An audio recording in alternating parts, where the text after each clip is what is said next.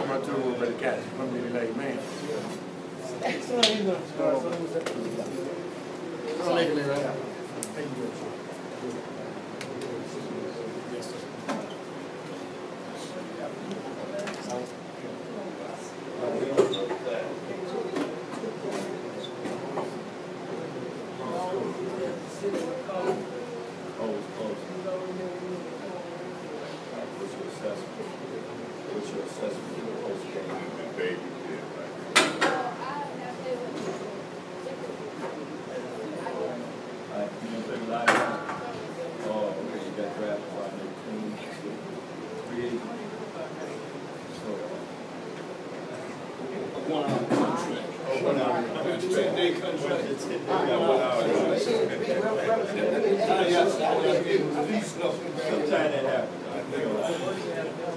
One thing about it, it's only 1 hour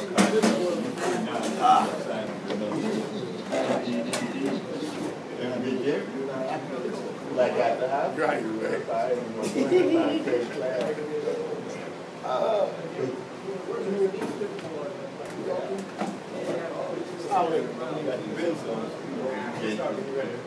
All right.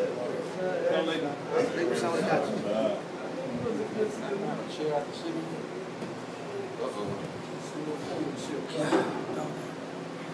That's the one right there. Should I get some?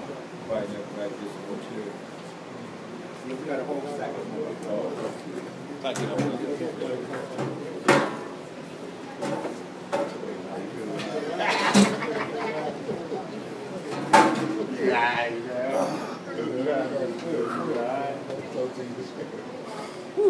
Man. Yada, Allahu Akbar. Allah, Imam, Muttawaf, my name's Imam. How you feel? God's most merciful. There you go. I guess we can start, inshallah. أعوذ بالله من الشيطان الرجيم بسم الله الرحمن الرحيم نحمده ونصلي على رسوله الكريم أما بعد. Inshallah, the subject of this workshop is the history of contemporary Islamic movement, and starting with our Jamaat, basically, Al-Ummah, which was something that morphed from the Dar Islam movement. And we don't make any separation between the Dar Islam movement and Al-Ummah. What happens is every 10 years there's some new thing that comes along, and that eventually fades. This is a continuation of an effort that started back in the early 60s. And as I said, Al-Ummah basically morphed from that organization to what we are and what we are here today. The Riyadh, as it is named right now, was actually called the Islamic Olympics prior to the Riyadh being the continuation of the Islamic Olympics. The Islamic Olympics was something that was established back during the Dar Islam movement. So if we were to connect the 33rd Riyadh along with the Islamic Olympics, we would be close to about 40 years of the continuous effort by Muslims of indigenous upbringing, African-American Muslims, developing their own movement and their own initiatives for self-upliftment. Oh, you who worship Allah, it's important for us to understand that we cannot make distinctions as it relates to our people in our effort. This effort about Muslims and Islam started long before we even were born, where Muslims, African Americans, were trying to make a difference between the life that was presented to them and an alternative lifestyle, which they saw in many instances being Islam, as being the alternative lifestyle to what was being offered to them. They adopted the way of life, the religion, they adopted the clothing, they adopted the sayings of the Western society, and it didn't make any difference what they adopted. They were hung and lynched anyway. So consequently, our people have always looked for an alternative to what was being presented to them as the American way of life, because in the American way of life, they had always been viewed and treated as victims and as chattel. So when they began to get inklings of an understanding of what Islam was, they began to understand that this was probably a better way to go, because at the end of the day, it talked about true freedom. It talked about really no discrimination in terms of one person's color or their economic standing and so on and so forth. So to a people who are being severely oppressed and brutalized, this was a very good alternative for them to adopt.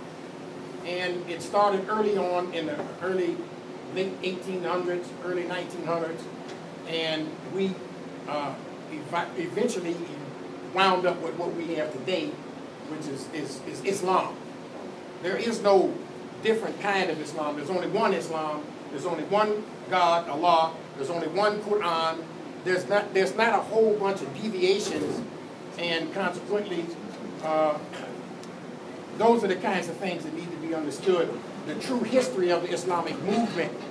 And I asked Brother Abdur-Rahman that I needed to speak about the contemporary movement, because that's something that I was involved in, something that I don't have to find out by rumor, or that this brother said that, or this brother said that, this, that, and the other.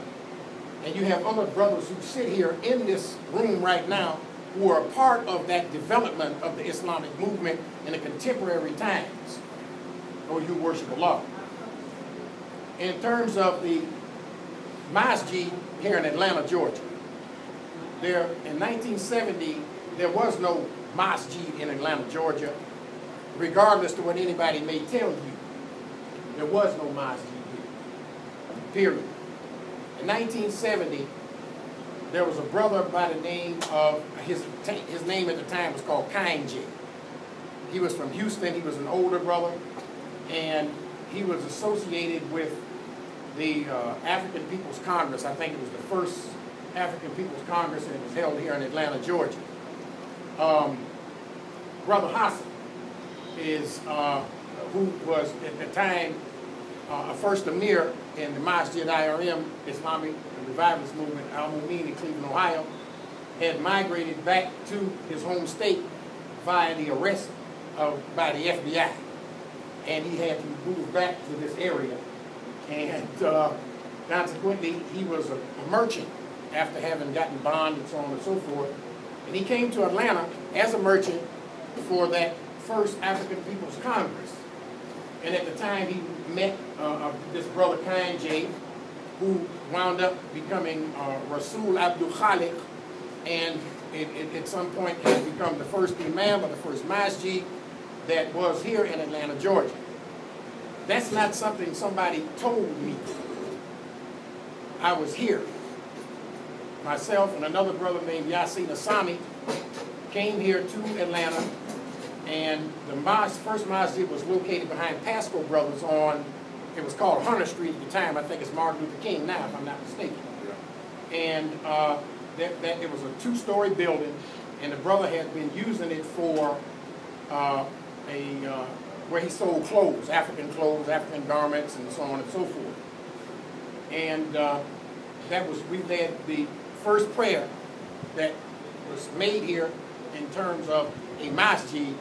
I think there was Masjid Talib. Masjid Talib was his name. There was no masjid here, period.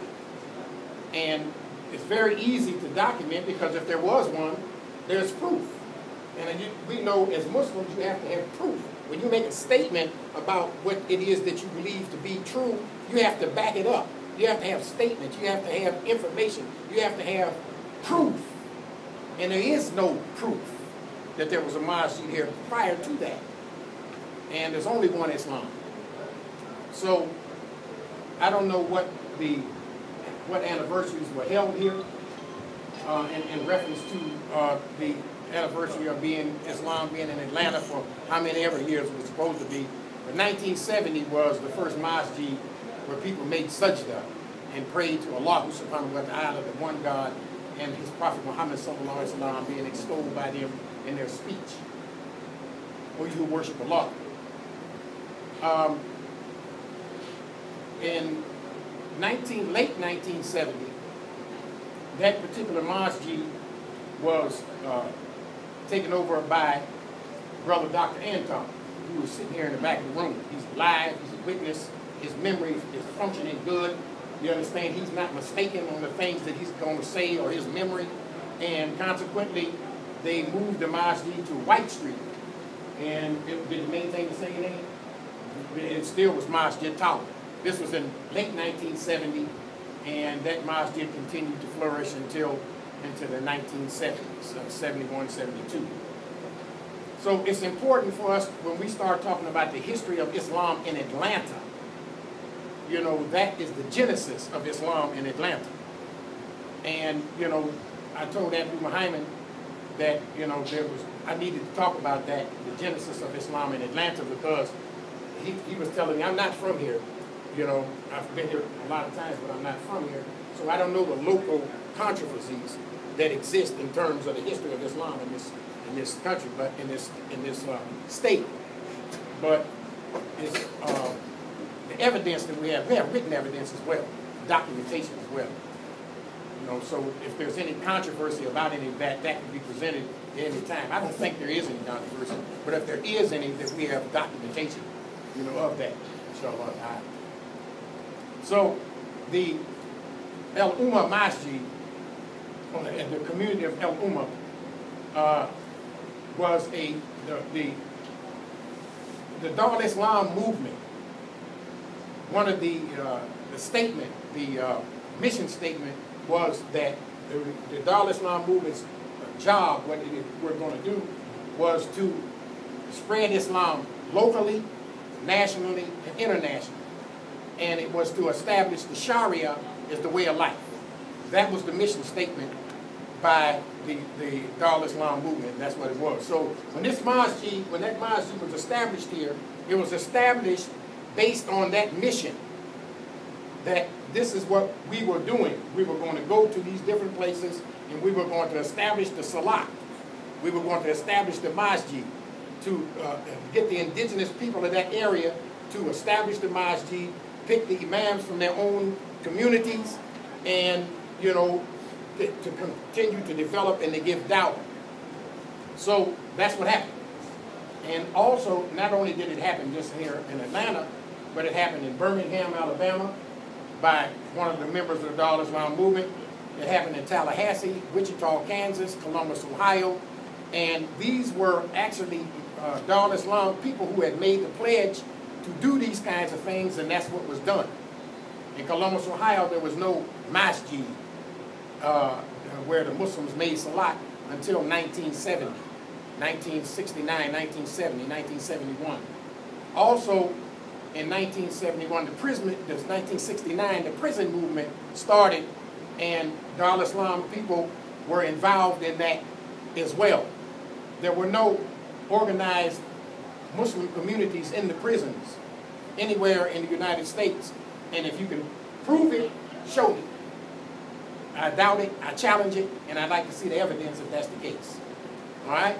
We do have evidence. We do have proof. We have signed contracts, we have pictures, we have all of that. So I'm not just talking from memory, I'm talking about what actually I saw and participated in and helped develop through Allah's grace and mercy.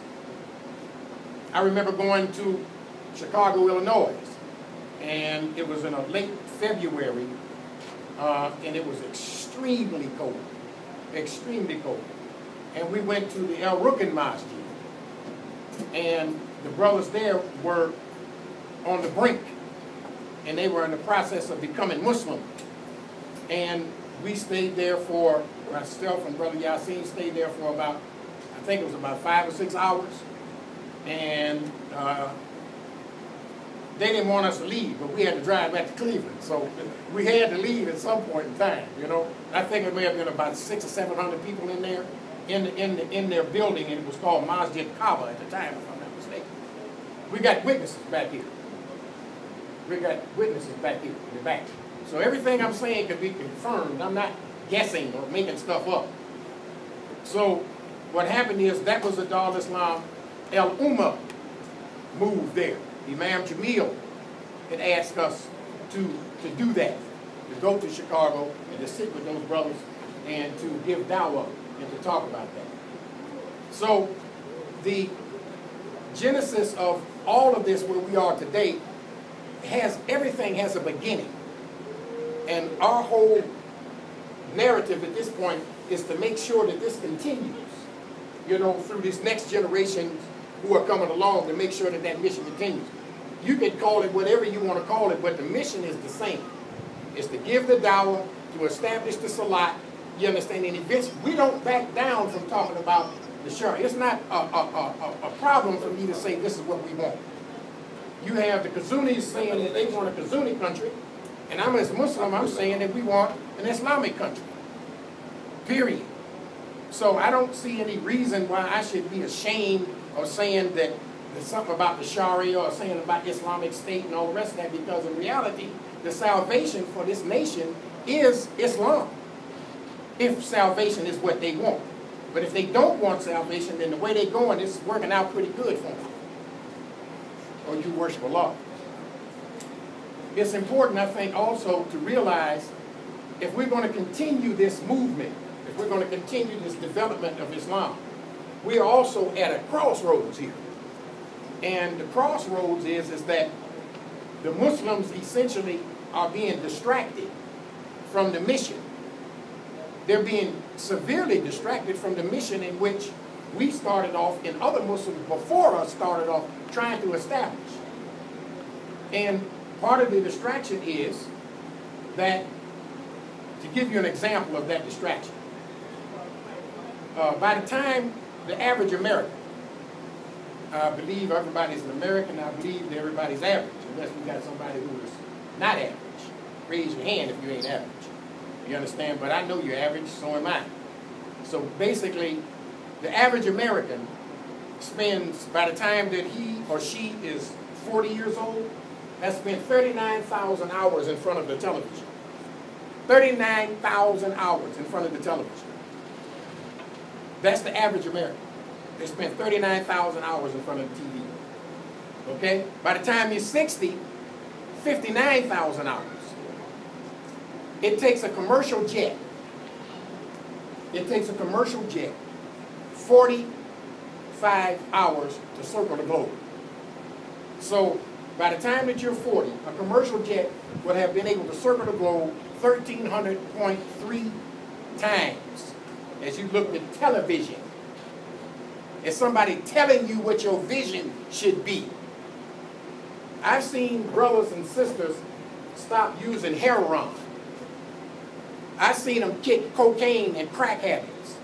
I've seen them stop smoking cigarettes and drinking liquor and go into Alcoholics Anonymous and go into Gamblers Anonymous and Shoppers Anonymous and kick that habit. But they can't kick the TV habit.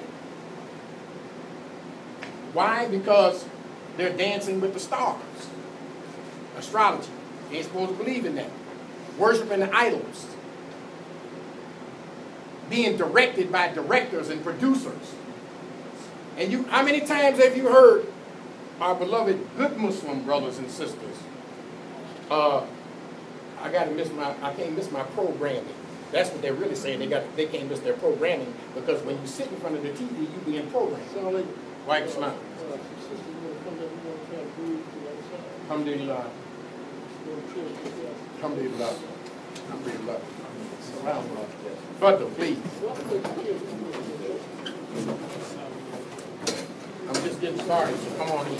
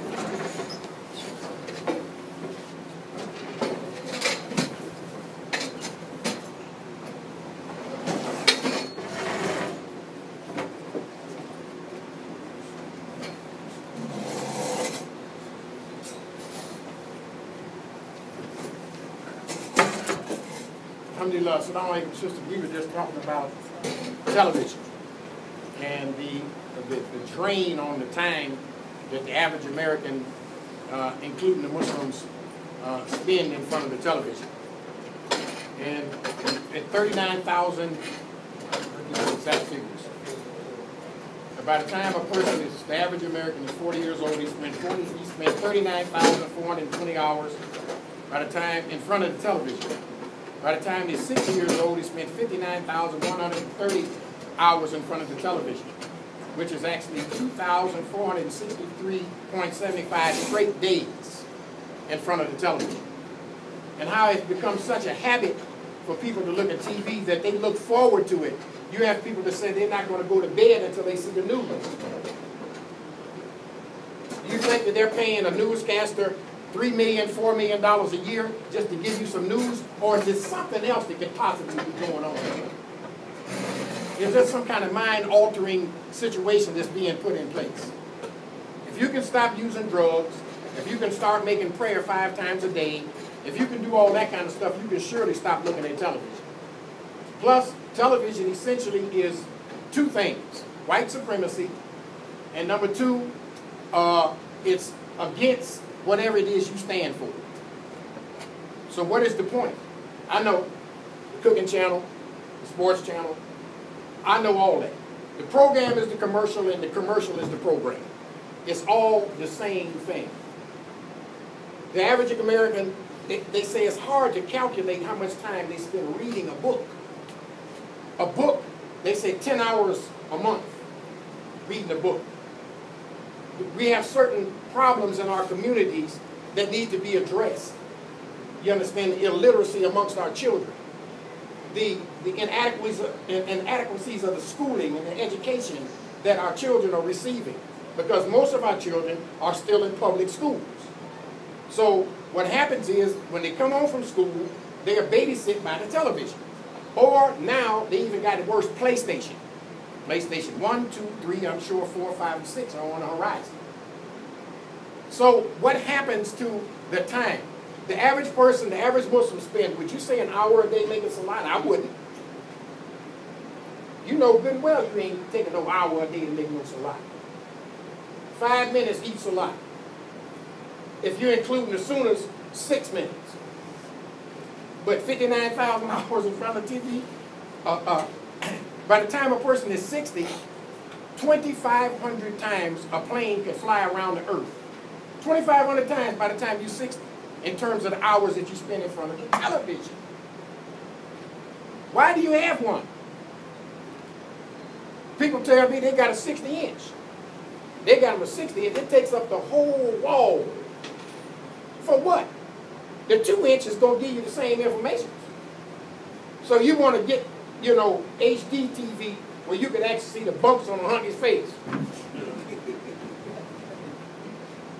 Why? Every time you turn around, they got a new program on there with white people. They got baby police, bulldog police, Kazuni police, everybody. And then you see the black people, you understand, they in the comedy show. You have these rotund ladies, you understand, that's in these comedy shows. It's Bueller all over again. Why are you looking at it? Based on what?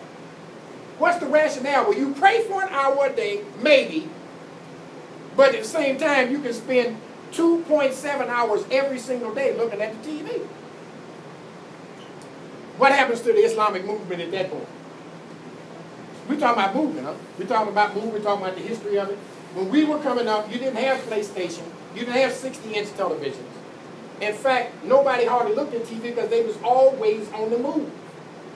The active brothers, the brothers who was movement conscious, you understand, was always on the move. And what happened is, the women did not give them no trouble. Of course, they didn't like seeing no guy going 3 days a week. I don't think no wife likes that. But they didn't give them no problem. Now, guys become a lamp. They look in the sister go in the room and oh, yeah, he's sitting in there. She don't want nothing with him as long as he's just sitting in there, looking at the 60-inch TV screen, wasting time. Don't tell me you don't look at, I don't care how militant or how strong you are, your thing, You understand? You can't, I done seen you before. This ain't new. Ain't nobody new to me. You understand? I know how much time you spend in front, because you ain't got nothing else to do. You ain't moving conscious. You're not building no masjids. You're not out giving dawah. You're not opposing, you understand, the ideology that's being thrust upon us by President Obama. It's important, you understand that we should not waste time. Television is a waste of time. Nobody's making $10 million a year just to tell you the weather or to tell you what the news is. And all the news is bad. There's no good news. If your local community don't have bad news, they'll go find some bad news in Crawford County. Or they'll go some other place and dig in Egypt or New York or someplace to find some bad news for you. That's all it is bad news. And then people say, I can't miss it. Why do you think that 24-hour news is so popular now? Why? Because you had peace after 11 o'clock. You could go to bed. Oh, wow.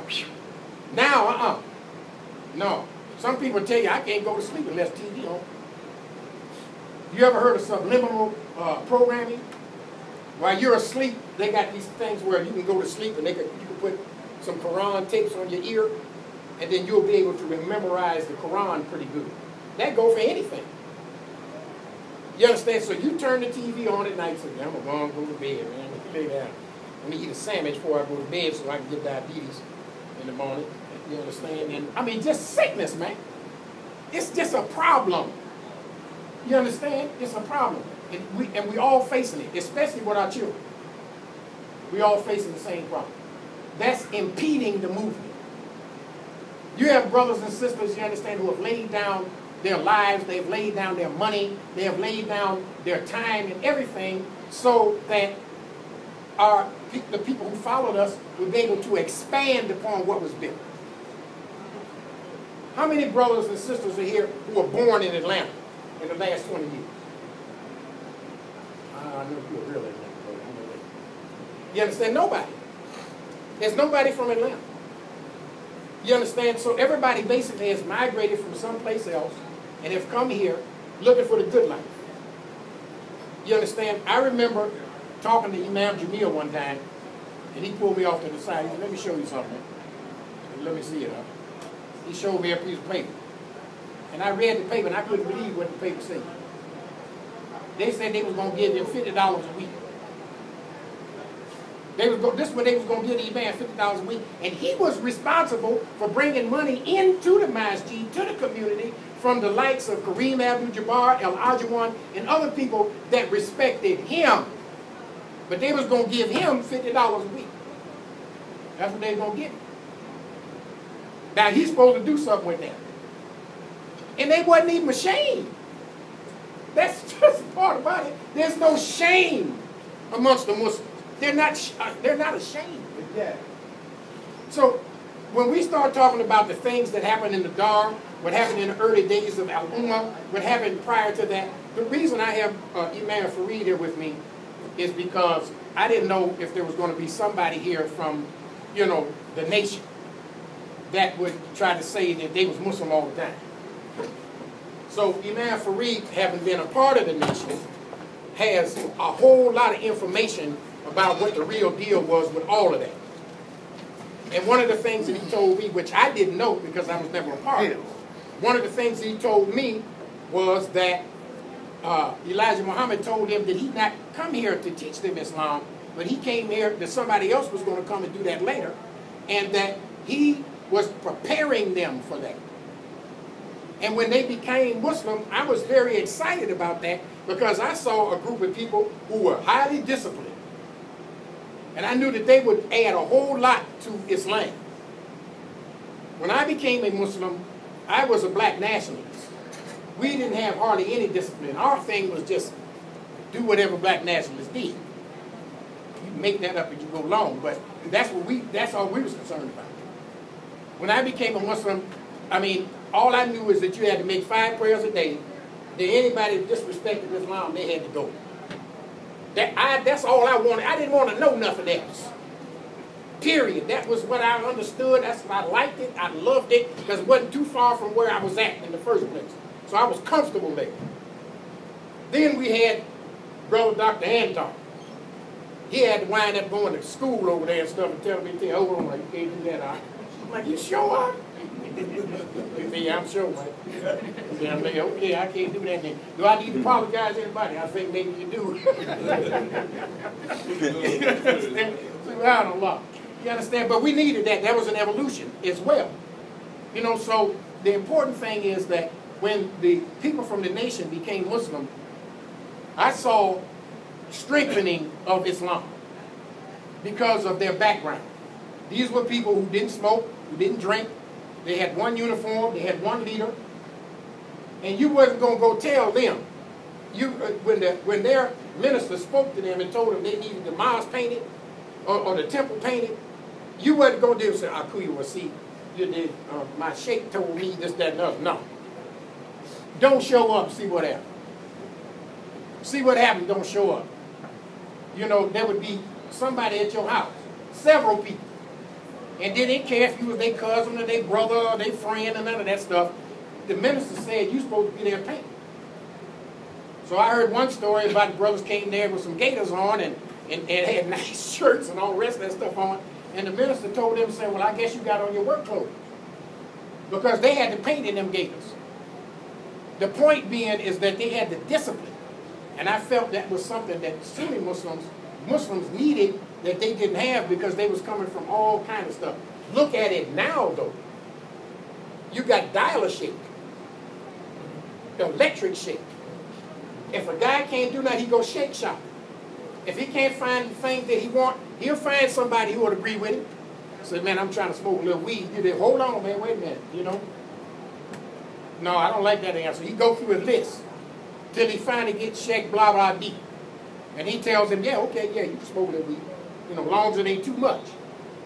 You just don't smoke no punji. Smoke little hashies mixed with so-and-so. And you know I'm right. You know I'm right. That's a problem. When we used to work in the penitentiary, there wasn't no Muslims hardly in the penitentiary. We started working in the penitentiary in '69. It was rare to call down to the sheriff's office and find out there was a Muslim in the jail. They knew right away if there was one in jail because he was the only one on the list. Call down there now. They got every type of Abdul you can think of sitting in the penitentiary, selling dope, pimping, hoeing, doing every kind of thing that was going on in Jahiliyyah. Now, how did that happen? How did that happen? When brothers would come and tell us it was okay, that they had, you know, that the reefer was okay because it was natural, you understand? Then we told them that hickory was also natural. That's what they make pig hounds out of. Hickory. And, you know, they didn't come around no more. Now they have escaped. They have drainages. They got these drainage mosques. Where if you too strict, or if you ain't going along with the vibe, then what happens is they go to the runoff. And you go to that masjid and you'll find all the runoffs down there. You understand? All the scrofula, all the drainage, it goes down there. Because there's no organization. The people don't really care anything about them. The people don't even understand them because they're foreign. The only people who understand us is us. We understand each other. And we know how to deal with one another. You know, we can deal with each other all kind of ways. And it's important that we don't become isolated. You know, you don't have to be isolated.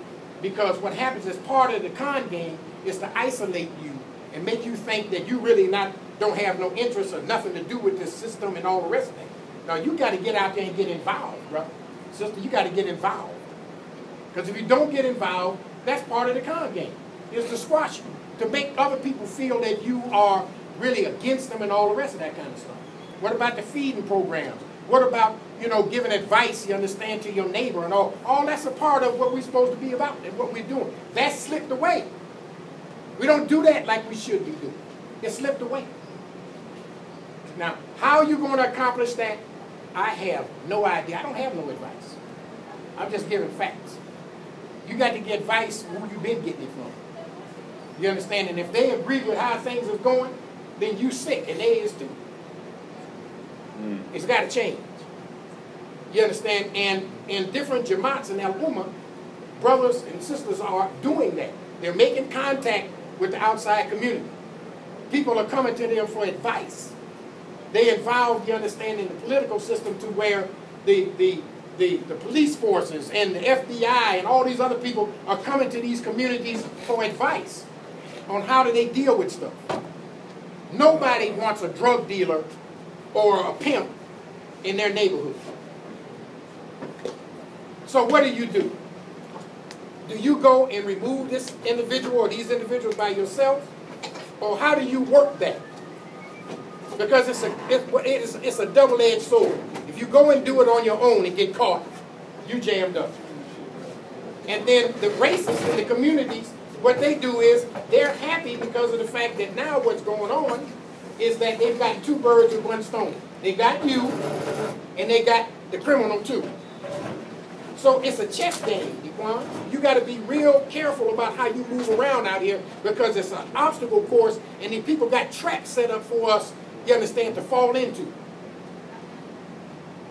I remember there's an ayat in the Quran, and I got brother here to correct me if I'm wrong, where Allah talks about the people going and getting their people and praying, and then we getting our people and praying, and that say that the wrath of Allah be upon those who are wrong, and then Allah drop the wrath on the people who are wrong. They got people, you understand, you have Muslims that are praying for the things that you should be praying against.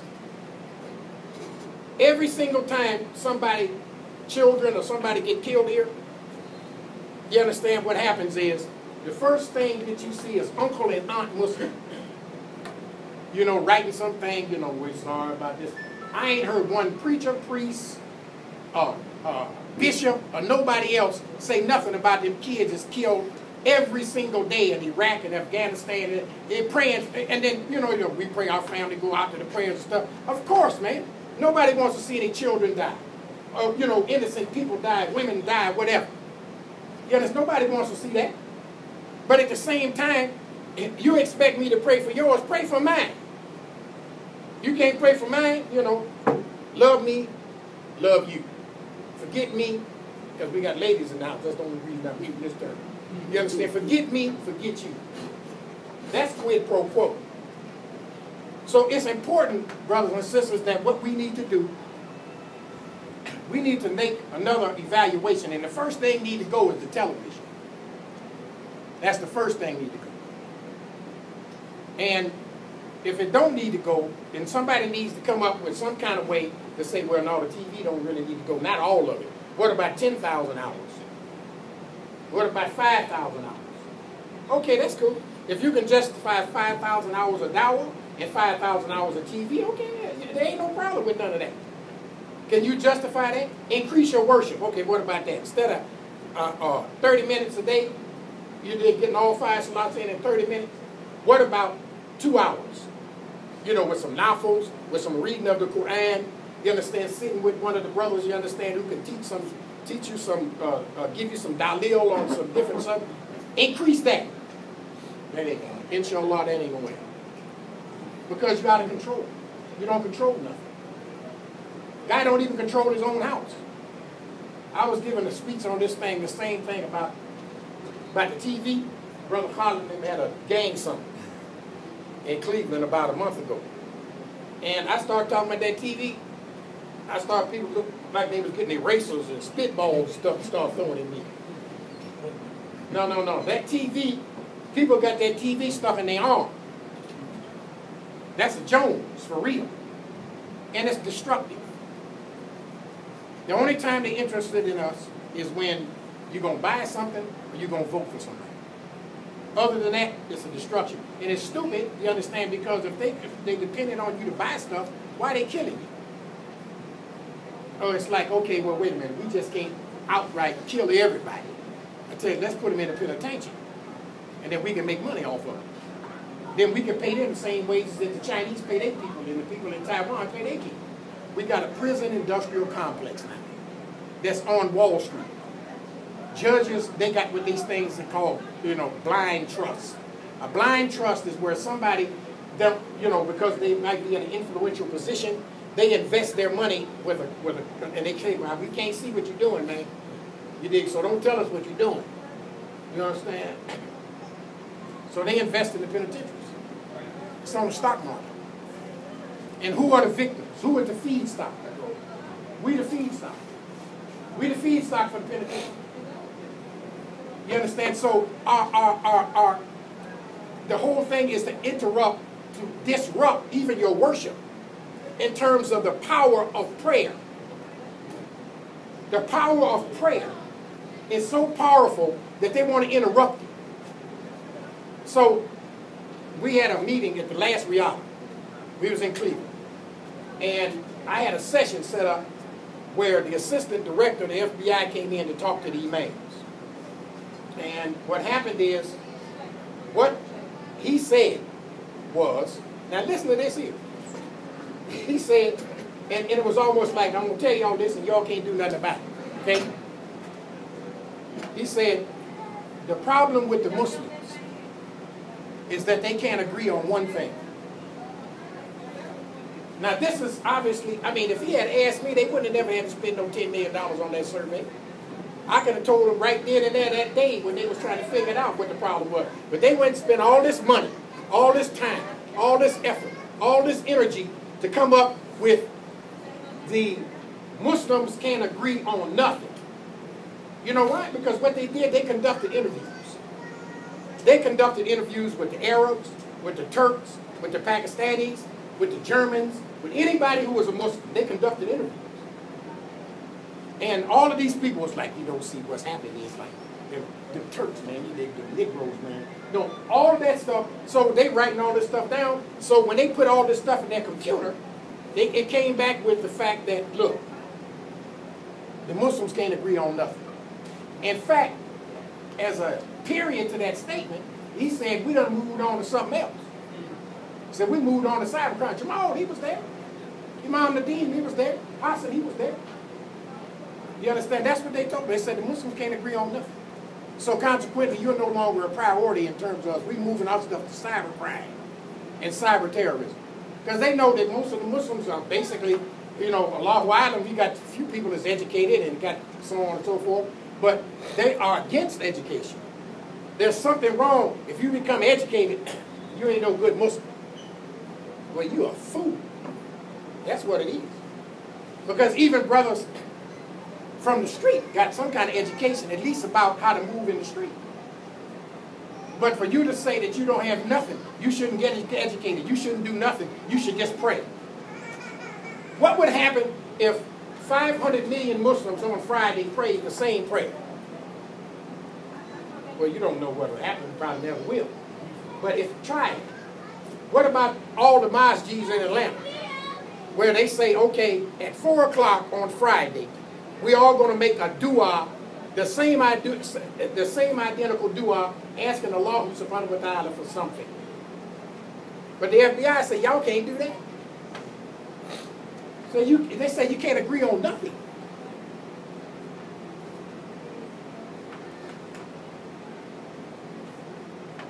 When you go to the doctor and you got a problem, it's not always he can give you an answer. You go to the doctor, but sometimes he got to take, when they check and see how your reactions are, what they do, they take a hammer. It's made out of rubber. They take a hammer and tap and say, oh, okay, that's cool and everything. So now you got a real problem, man. Then they shove some stuff in your arm, and then they get a saw. And they take that saw and they saw your chest open with a saw. That's a real saw, the same one they use on dead people. And they cut your chest open, and they say, oh, here the problem is right here. Take that out, or put this in. So sometimes corrective surgery is not easy. When you're sick, you need to have something happen to you in order to get your balance back. You know how it is sometimes when you try to talk to people and they don't listen to you, and they transgressing against you, and then you have to do something to them, and then they'll tell you, say, brother, you didn't have to talk to me like that. No, I had to because that's all you understood. And that's the way it is with us, brothers and sisters. We need some corrective surgery. And the first way to start that corrective surgery, in my opinion, not saying I don't give an opinion, this is the last one, inshallah, I'm going to give. Inshallah, is to turn off the TV and grab a book. Go out in the yard and play with your kids. Take the PlayStation away from them and get there something else on their mind. There's a thing I remember my grandparents telling me, don't eat and drink at the same time. We don't all heard our grand folks who said that. They said, look, boy, don't you eat and drink at the same time. There was a reason for that. It wasn't because they wanted you to be thirsty. They didn't want you to eat and drink at the same time because what happens is it interferes with your digestion. You have gastric acid in your stomach. The gastric acid in your stomach, you understand, is only a small part anyway. So when you sit up and you eat a sandwich or a steak or whatever it is you like to eat, lobster, crab, whatever you get, carp, whatever you eat. You understand? When you drink water, as soon as you eat, your digestive system is all messed up. Because the gastric acid can't break the food down to where the minerals and the vitamins can go into your lower intestine and be distributed through your body. Plus, it gives you diabetes. They tell you to chew your food 23 times, 25, 28 times, chew your food. Didn't they tell you that? Remember, you must have heard that. Chew your food, don't drink after you eat, wait for an hour, and all that kind of stuff. That made sense. Because it was good for your health. And they find that when you eat and don't chew your food right, it leads to diabetes. It leads to diabetes. You understand? When you drink after you eat, it leads to diabetes. You know, what's the leading killer amongst black people? Diabetes, cancer, heart trouble. Do it make sense, Iwan? Or is this going to be just another nom list? Yeah, okay, there ain't guy in there talking about that stuff, man. No. You got to change. How you going to go about it? Put your imams and your leadership, put them to the test. Tell them, say, I had some concerns. How do I stop? You know, you go to Alcoholics Anonymous and Gamblers Anonymous to stop shooting dope and drinking liquor. Maybe we need to come up with a TV Anonymous. Because that TV is a problem. By the time you're 40 years old, you done looked at 39,000 hours of television. That's a problem. And it's even more now. And you spend less than 10 hours a month reading a book. That's a problem. You're against education. That's a problem. And I was looking in the ads in one, I think that LinkedIn, somebody tricked me to get that. So I think it was Khalid. I got that LinkedIn thing and I was looking at that and I saw all kind of jobs that was available. They had a job, but they didn't have no job for no janitor or bruhman. They had good jobs available, people. Jobs that pay like $90,000, $100,000 a year. But you had to have an education. So don't say, man, Hunky, you ain't hiring nobody. No, he's not hiring nobody on construction. You understand, running the jackhammer. He's giving that to all the dumb hunkies. You understand? They give the black people the job holding the flag out in the middle of the traffic. You understand? He's dodging cars and all the rest of that. They looking at him with that flag. They trying to run him over and all kind of stuff. And he getting the least amount of money on the whole gang. I think Brother Abdur-Rahman was telling me, Abdur-Rahman, he went to school, he became an accountant.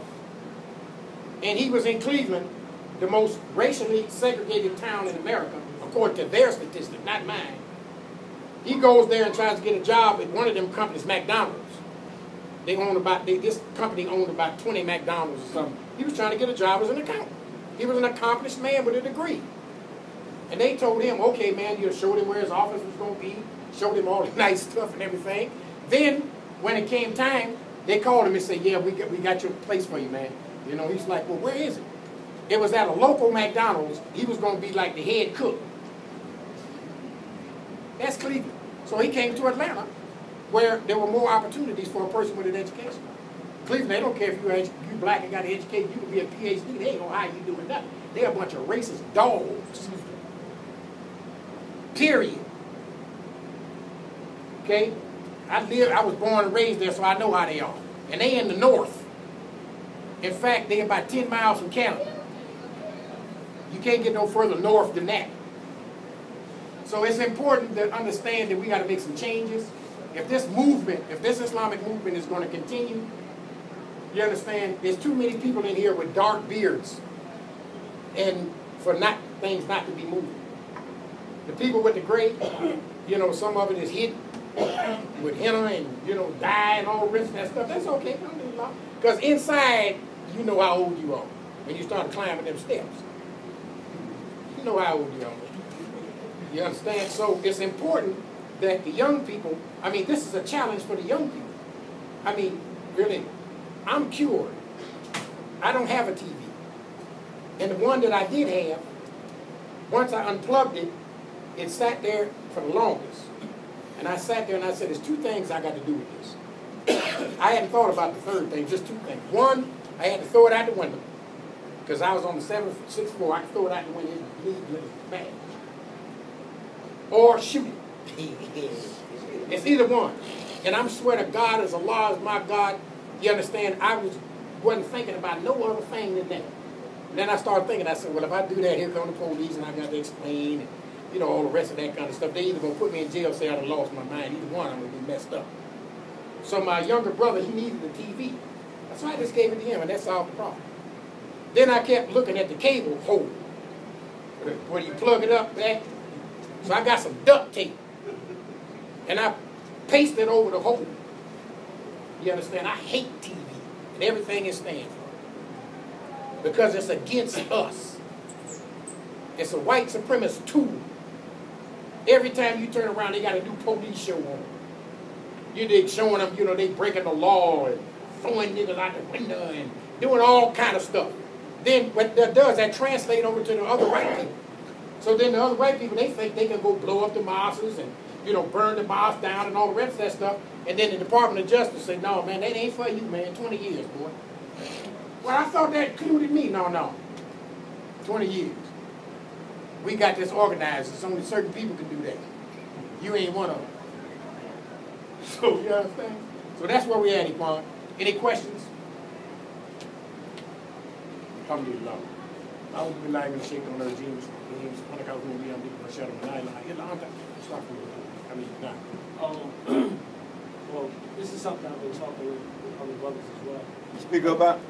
This is a question, well, a statement of something I've been talking about with other brothers, other imams and stuff. The history you're mentioning, I think it needs to be written documented, because it's slipping right past. It's slipping like, you know, because if you pass, that history's going with you. Brother Akil, to answer your question, Brother Akil from Detroit, the modest brother back there with the black kufi on from Detroit, that was playing basketball, got his leg messed up and kept trying to play. He has been doing a lot of documentation on this. Okay. I mean, in fact, his stuff goes way back. It goes, Akil, you want to speak on that since you're involved in it? Brothers need to know, sisters, brothers, everybody need to know. I got it from you. No, but there was other stuff you got that you didn't get from Yes. me. Alhamdulillah, we've been doing work with that, and I've also been partnering with several professors from the University of Michigan, particularly for Detroit. But outside of Detroit, there was connections with, like, say, Cleveland, with Imam Wali Akram, Pittsburgh, Philadelphia, right? And so we've been working with different people in different locations to record the information. But the other problem is getting brothers to put things on record. That was the one thing. And then another thing, that if you look, like, even outside of America, one of the things that the Imams would do in terms of recording history for their progeny, what they would do is write down their fatwa, like something that happened, and so we could have a precedent, so to speak. Well, the Imams, particularly in the inner city, we're always coming up with problems, right? But we have to reinvent the wheel each time for the next solution because there's no compiled source of fatwa from our Imam, going all the way back to Imam Yahya Abdur-Rahman, rahimahullah, right? We've had Imams that have ran communities locally and nationally, right, and came up with certain problems, and they had answers for them, but since we don't record them, right, then we have to keep repeating. We have to keep repeating. And one of the things that I learned in my research is that since the 1920s, and this is not with Moore Science Temple, but outside the Moore Science Temple, indigenous black Muslims have been trying to unite nationally to form Jamaats. But the government, right, they were against that. One of the reasons why they were against it because they thought it would be foreign control. Like at one while the fear was the Japanese, right? The Japanese was coming. There was particularly two brothers that were Japanese that were coming, and they were trying to help fund indigenous African American organizations. The government didn't like that. So what they did was they would like trump up charges on individuals within those communities who were tying together. And so that caused the fissures, the breakups, the divides. So when you talk about recording information before it's lost, a lot of it is people have gotten in defensive postures because they know that it's an effort, right, by some in the government to thwart national unity.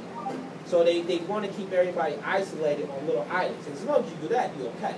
Like you just do your little thing in your little local area, no problem. But when you try to nationalize it and work in unity like that, that's where they feel it's a problem. And that's why when you say, well, you can't agree on nothing. Well, the things that we can agree on, right, and when we do try to come together, they want that. So it's like a catch-22. On one end, they have organizations that will work with you, and then on the other end, they have organizations that try to undermine what you do. In Detroit, we have, like we work with the USDA. We do free lunches, allow free lunches and stuff, right? But at the same time, we know that we're being constantly monitored by other agencies in the government. So, well, also in addition to that, what happens is what you have to think about when you think as a sovereign people. And the whole thing about the Dar Islam movement was to become a sovereign people. When you become a sovereign people, then you understand the tactics of another sovereign people. And that you understand that any sovereign nation is not going to allow you as an individual to grow in their midst. And that's going to always be a problem. You understand? So when you give dawah, you understand, to those very people, you have some people who are committed to worship Shaitan like you are committed to worship Allah. But when you give dawah to certain people and they become more aware of your situation and who you are and what you really represent, you understand it softens their heart towards you, as what happened with the guy who was the leading guy in Switzerland was against building the masjids. He became Muslim. Okay, so the dawah effort has to go, instead of looking at TV, come up with some creative ways to give dawah.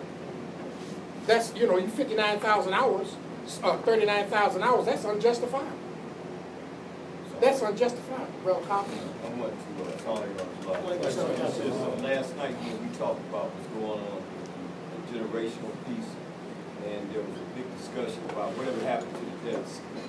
And those of you who had deaths, had security departments, and how the deaths, in some ways, even though it wasn't designed that way per se, when the rod got eliminated, the Jawala Scout, after the young brothers get about 14, 15, 16 years old, what we had was the deaths.